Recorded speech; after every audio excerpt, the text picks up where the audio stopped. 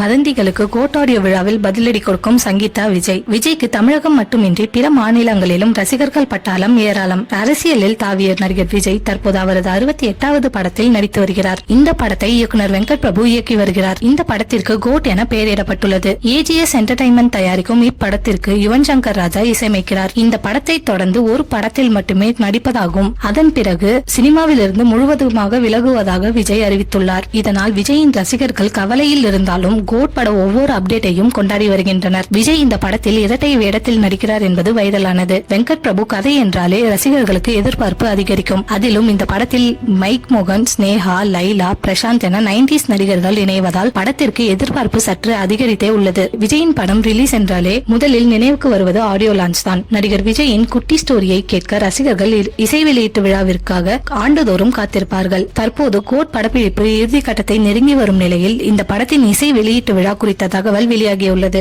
சென்ற முறை லியோ திரைப்படத்திற்கான இசை வெளியீட்டு விழா முதலில் மலேசியாவில் நடத்தப்படும் என்று கூறப்பட்டது. அதன் பிறகு சென்னையில் நடத்த திட்டமிட்டு இறுதி நேரத்தில் அதற்கு உரிய அனுமதி கிடைக்காத நிலையில் இசை வெளியீட்டு விழா நடக்கவில்லை. இருப்பினும் கோட் திரைப்பட இசை வெளியீட்டு விழா முன்கூட்டியே நல்ல திட்டமிடலோடு நடக்கும் என்றும் மலேசியா அல்லது சிங்கப்பூர் ஆகிய இரு நாடுகளில் ஒரு இடத்தில் இந்த இசை வெளியீட்டு விழா நடைபெறும் என்றும் எதிர்பார்க்கப்படுகிறது. மேலும் இசை விழாவில் குடும்பத்துடன் விஜய் என்ட்ரி கொடுக்க இருக்கிறார். பல வதந்திகளுக்கு பேசாமலே விஜயின் பாசான பதிலடி இருக்கும் என எதிர்பார்க்கப்படுகிறது. இசை விழா பெரும் தாக்கத்தை ஏற்படுத்தும் என கூறி வருகின்றனர். அதுவும் இன்னும் சில நாட்களிலேயே நடத்த உள்ளதாகவும் தகவல் வெளியாகியுள்ளது.